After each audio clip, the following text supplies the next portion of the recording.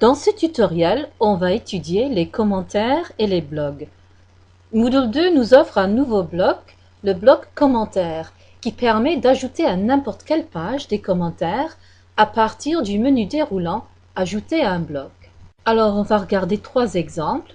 Dans ce premier exemple, on a ajouté le bloc commentaire à la page d'accueil du cours. Et ça permet à un étudiant de donner son avis sur la structure, le contenu de votre cours. Il n'a qu'à écrire dans le champ ou la petite boîte là son opinion et puis à cliquer sur enregistrer le commentaire. S'il change d'avis après, il peut toujours supprimer son commentaire, mais évidemment il ne peut pas supprimer le commentaire des autres, tandis qu'un enseignant, s'il veut, peut toujours supprimer des commentaires s'ils ne sont pas convenables. Dans ce deuxième exemple, l'enseignant a ajouté une liste de vocabulaire qu'il a intégrée dans la page. Il peut donc afficher le bloc commentaire à côté de cette liste de vocabulaire pour permettre aux étudiants de donner leurs opinions sur ce fichier en particulier et non pas sur le cours en général, ce qui est aussi très utile.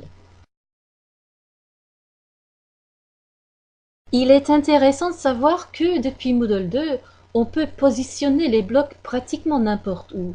Alors pour ce troisième exemple, on va ajouter un bloc que les enseignants pourront voir, mais qui sera invisible aux étudiants. Alors on a créé un devoir pour les étudiants. Si l'enseignant clique sur le lien, et ensuite s'il clique sur « Afficher les devoirs rendus », il arrivera au carnet de notes. Un étudiant, évidemment, peut voir ses propres notes, mais il ne peut pas voir les notes des autres. Alors, si un enseignant ajoute le bloc commentaire ici, sur cette page, les enseignants qui partagent le même cours peuvent ajouter des commentaires, discuter des notes, mais les étudiants ne verront rien. On peut aussi ajouter des commentaires aux entrées de blog. On va regarder un peu maintenant les nouveautés du blog de Moodle 2. En ajoutant le bloc Menu blog et en cliquant sur Ajouter un article sur ce cours, on peut associer des entrées de blog à son cours. Voici par exemple un étudiant qui écrit une entrée de blog. Et dans la section Association, s'il coche la case Blog sur ce cours, une fois enregistré, le blog sera associé à ce cours.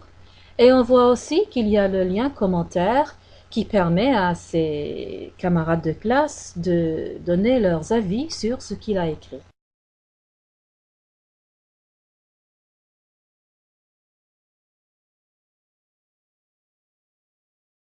Dernière nouveauté, dans le bloc Réglages, Blog, il y a un lien Inscrire un blog externe. Chaque utilisateur a la possibilité d'ajouter le flux RSS d'un blog externe et puis en enregistrant, on peut importer les entrées de blog externes dans son blog Moodle. Et voilà les commentaires et les blogs de Moodle 2.